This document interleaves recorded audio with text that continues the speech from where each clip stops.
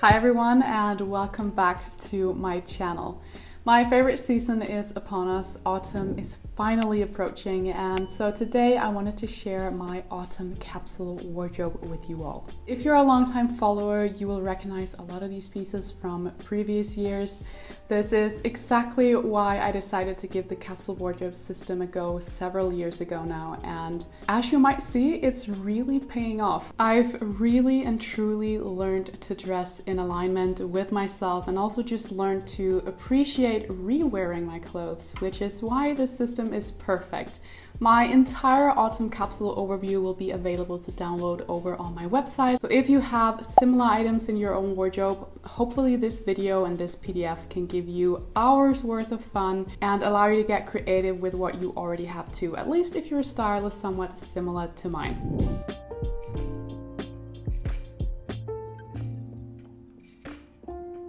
Now, as I've mentioned a couple times before, I'm no longer so concerned with restricting myself to a certain number. Certainly, I challenge myself because I know how much wear I can actually get out of less, and also the fact that I do appreciate having a smaller selection in front of me rather than an overflowing wardrobe and a lot of choices.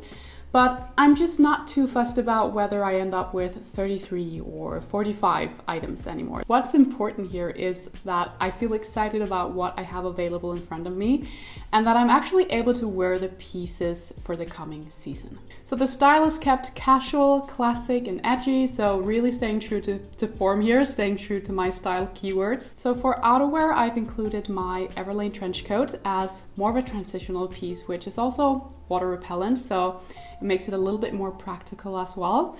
Then we have two long line wool coats, and these will likely be kept out of storage for the winter season as well. So for autumn, I'll wear them with slightly lighter knitwear and tops so that they're not too warm. Having said that, they're not super warm, although I know that they might look like winter outerwear.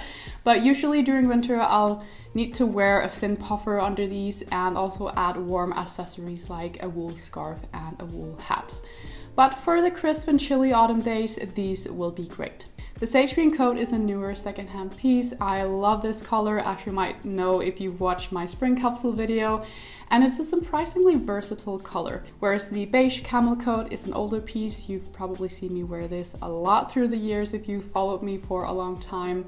I find that having a few different color options within a few of the categories in my wardrobe is a great way to explore wearing new colors and be able to create variation within my wardrobe. Then for lighter types of jackets, we have my black biker jacket, we have my vintage denim jacket, and then a new piece, which is this checked overshirt that I bought secondhand recently. So in addition to the other outerwear pieces, which are more classic, more polished, these three jackets function as slightly more casual and cool pieces, if you will. Moving on to blazers, again, I've got quite the selection here simply because I wear blazers a lot. So having a few different color options is something I appreciate a lot. I'm keeping my sage green blazer and the matching pants out. Some might say that the color is better for spring and summer, which it certainly is, but I just love this suit so much and I'm going to get all the wear out of it I possibly can regardless of the season. So most capsule wardrobes you see will probably have this kind of like stereotypical burnt orange and brown look to them, which is perfect for autumn, don't get me wrong. But those kinds of colors just tend to look very heavy on my soft and cool coloring. So I'm keeping the majority of my autumn capsule wardrobe a lot more icy and crisp in color, if you will. And to me, that also represents autumn and winter, this really like icy look. So we've got my sage green blazer, then my good old gray wool blazer from Everlane. We have my blue blazer and then my beige blazer, which is currently being altered by my tailor. I'm having her take just a bit of the shoulder so that it looks a little less oversized on me. And I'm really excited to see how it turns out. It's something I've been wanting to do for a really long time. But yeah, blazers, love them, and it's the ultimate way for me to make any casual outfit look a lot more polished and professional. Let's move on to knitwear, which I do also have quite the selection of in my autumn wardrobe. In fact, every autumn and winter I tend to go in quite heavy with my knits. First, we have a cardigan that I've had since 2017, and I'm determined to wear this a little bit more this season because a cardigan can be quite conservative, maybe even a little bit boring. I like adding in some contrast, for example with a pair of leather pants or maybe pairing it with a classic shirt. For the more classic crew neck jumpers, again I have quite a few different colors to choose from here. So we have the soft white and the light blue there being more light kinds of knitwear, so they're perfect to wear as a warmer substitute to a t-shirt, for example, under a blazer. Then we have a basic gray and a basic navy jumper there too. We have my Cezanne Leontine jumper, which is a cotton fabric, so it's less warm, but it's still a super nice piece. And I wear this anytime I want to feel more put together, but with less effort. Then we have a dark gray sweatshirt, which isn't technically a jumper. It's more of a flat, smooth jersey fabric, but I use it similar to what I would with a jumper. Then we have a sweater vest, which is a piece that I've had for a couple of years actually. I might store this away again as we move further into the season and when it gets colder. So I've worn it now through the more transitional days with nothing underneath, so kind of similar to what you would with a tank top, a pair of jeans and then a pair of sandals. So it's a nice transitional piece, but because it's quite snug and short in the length, I wouldn't really wear it with, for example, shirts underneath because there's just not really enough room for that. But again, as a transitional piece, I find it quite cool. For t-shirts, we have some different options here as well. I have plain ones in gray, white, and navy, and then I have a couple of graphic ones, which I wear when I want to add a little extra something to my outfits. So we have the striped one, which is a more classic kind of piece, and then my Anina Bing t-shirt, which adds more of a rock and roll vibe to my looks. For shirts, I've pulled out a few extra ones from storage here and stored away some of the other ones that I had in my summer capsule to create a slightly more cozy and autumnal selection of colors there. So we of course have my classic white shirt, but then there's also my navy blue shirt, which I've had for years. We have my denim shirt, which is also really old. We have the dusty olive one, and then my leopard shirt, which again I'll wear if I want to add a bit more of an edgy vibe to my outfits. So a handful of different colors in particular, but also a slight difference in shape. So the navy blue one is more of a boxy shape that I usually wear untucked for a more slouchy kind of look. Let's move on to bottoms, starting off with my skinny jeans.